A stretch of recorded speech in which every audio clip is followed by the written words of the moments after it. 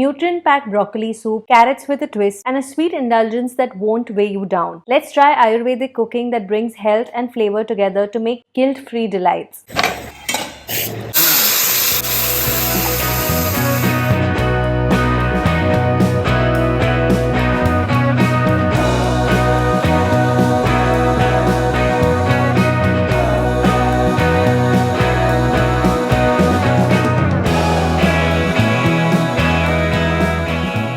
Hi everyone and welcome to SugarSpiceNice. My name is Shweta and today I'm sharing 3 Ayurvedic recipes that will change the way you think about healthy eating. The first recipe is for anyone who thinks broccoli is bland or hates its texture. This recipe will help you enjoy broccoli in a delicious and satisfying way.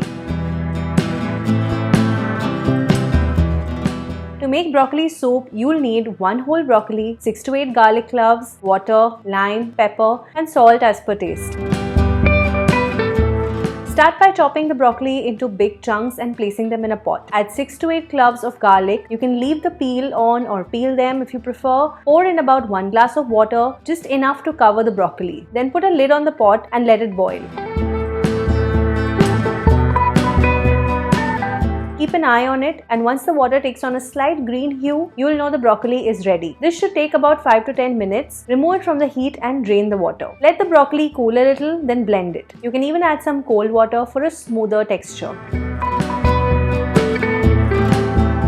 It won't be velvety smooth, but it'll look more like a coconut chutney. So for a smoother consistency, strain the mixture. Pour the remaining boiled water over the pulp to get every bit of goodness out. Some of you might wonder why we are discarding the pulp, but it's really about enhancing the texture and taste at this point. But broccoli lovers can blend the pulp a little bit more and add it back to the soup, or you can make different dishes from it. Once strained, put it on the heat and season the soup with about half a tablespoon of salt and a quarter teaspoon of pepper. Since broccoli itself has a very mild flavor, you may want to season it well.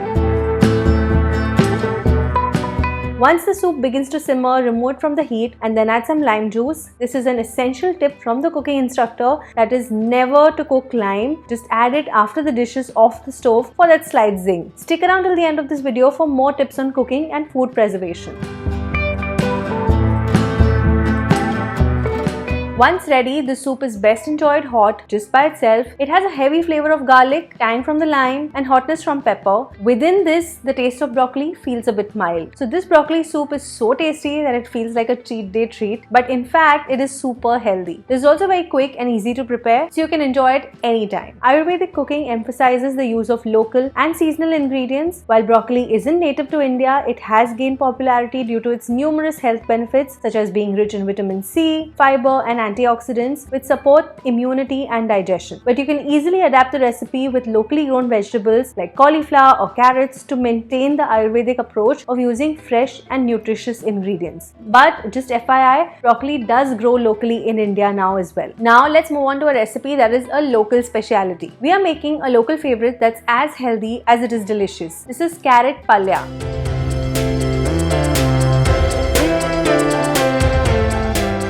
Palya is a sautéed vegetable dish, and the one we are making today brings out an entirely new flavor in carrots. For this recipe, you'll need 3 to 4 carrots, some oil, mustard seeds, chana dal, curry leaves, green chili, grated coconut, coriander, water and salt to taste. Start by peeling carrots. Carrots are available year-round in India, but they're especially sweet and tasty in the winter, making this recipe perfect to eat during the cooler months. Once peeled, dice them into small cubes. The chopping method used by the chef is the quickest way to dice it up, or you can even use a chopping machine or cut them differently. But make sure that it is in finer, smaller pieces so that it cooks quickly and evenly. Next, heat a pan and add 2 to 3 teaspoons of oil. You can use coconut oil for that extra flavor. Then add mustard seeds, a tablespoon of chana dal, 9 to 10 curry leaves and slit a green chili in. Stir continuously on a low flame to avoid burning. Once it releases an irresistible aroma and the dal turns golden, it's time to add the carrots. Mix it all together to coat the carrots evenly in the tempering. Then add salt and about half a cup of water and let it simmer gently. This will cook the carrots to perfection without overcooking them. Remember to stir the palya every couple of minutes and let the lid speed up the cooking. Once the carrots are soft and the water has dried, add finely chopped coriander. Stir it well and finish it off with some grated coconut. As this is fresh coconut, it also adds a little moisture to the dish as much as it contributes to the texture. And since we haven't added any spices, this dish beautifully captures the sweetness of carrots, the heat from chili, and the freshness of coconut, giving out an explosion of sweet, spicy and salty goodness all in one dish. And that's it. Tasty and healthy carrot palya is ready. Carrots are a powerhouse of nutrients, particularly rich in vitamin A, which is vital for maintaining good vision and promoting healthy skin. They are also packed with fiber, which aids digestion and supports gut health. Additionally, their high vitamin C content supports a strong immune system, while their low calorie profile makes them great for weight management. Even if you're a Gajar Halwa fan, trust me, you'll love this savory version of carrots. But don't worry, sweet lovers, our final recipe is a guilt-free dessert and a local speciality. We are making dum root or Ashgourd Halwa. For this, we require 2 to 3 teaspoons of ghee, 4 to 5 spoons of jaggery syrup, few cashews and raisins, 2 to 3 spoons of semolina or rava, cardamom powder, half a glass of milk, and about half to 1 kg ashgourd. Ashgourd is a low-calorie fruit rich in water and fiber content. A very famous dish made from ashgourd is the petha from Agra. But for our recipe, we are going to grate it.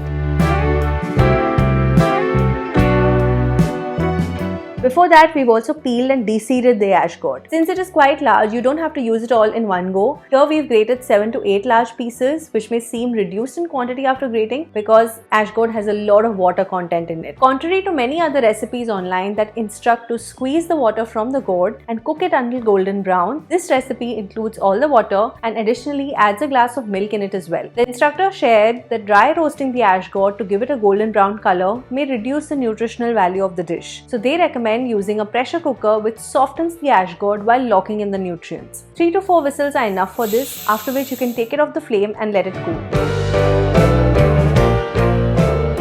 Once you open the lid, you will notice that the ashgourd has absorbed all the milk, which is a good sign. Time to make a delicious dessert out of it, so melt 1 to 2 tablespoons of ghee in a pan.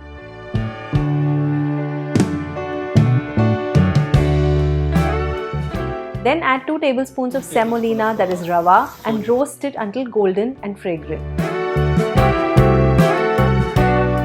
You can add some cashews and raisins for extra texture and taste and roast it along with the rava or semolina.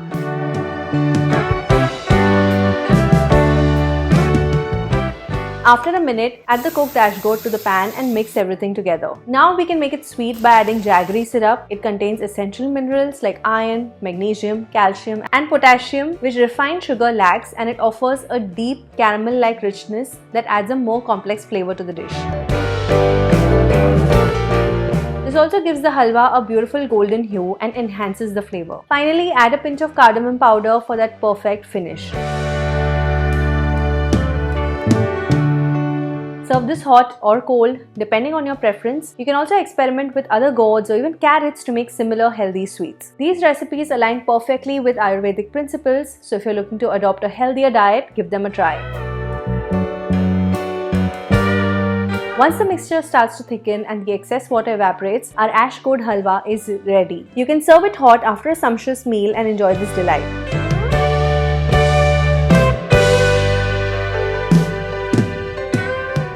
That's what I've been doing every day at lunch here during my stay at the Indus Valley Ayurvedic Centre, indulging in healthy desserts. I've also recently shared the recipe for authentic Mysuru rasam, which I learned here, so check out the link of that in the description box if you're interested. And if you're going to try any of these recipes at home, don't forget to like this video and share it with your friends and family. Subscribe to my channel for more such content, and I will see you in my next one. Bye! If you're staying in south part of Karnataka, you should try south food. So wherever you live, try to have local vegetable, local food. That will help you out because that is very good for your digestion. That suits this atmosphere, weather. Broccolis come from Ooty. As so many people like broccoli, we export it. But I mean, even Ooty, the climate is not so different. Usually in breakfast and lunch, the sun will be on the top, so your digestion power will be very good. Some people have a habit to have fruits early morning. Have a fruit. If you want to have any salad, you want to have any fruits which is not cooked, Either you should wait 1 hour before or after. Then give 1 hour gap, then have something cooked. Quantity is always important. Like urad dal is very good. If you have 1 idli, 2 idli. If you are having idli and urad dal vada they make, then it is too much heavy. Coconut oil is very good for the oil pulling treatment. Raw 1 teaspoon of ghee will be very beneficial. Ghee is actually healthy fat. If you have any joint pain, ghee will help you out like a lubricant.